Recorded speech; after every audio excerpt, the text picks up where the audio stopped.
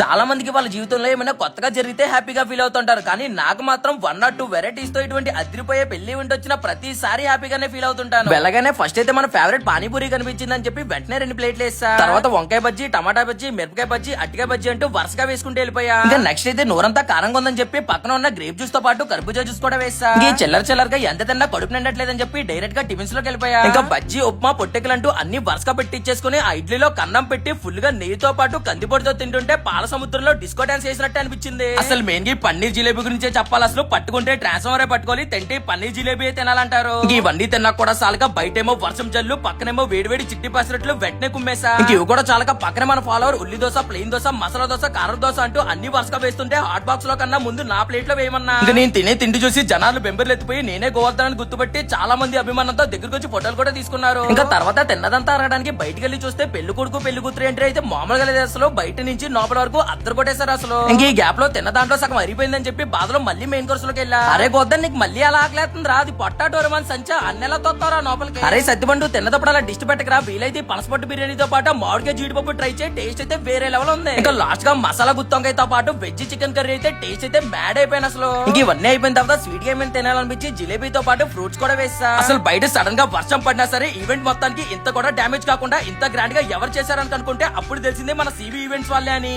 మీ చక్కనైన ఈవెంట్ కు మా నమ్మకాన్ని సర్వీస్ అందిస్తుంది మా సివి ఈవెంట్. విన్నారుగా, సో అసలు మిస్ చేసుకోకండి.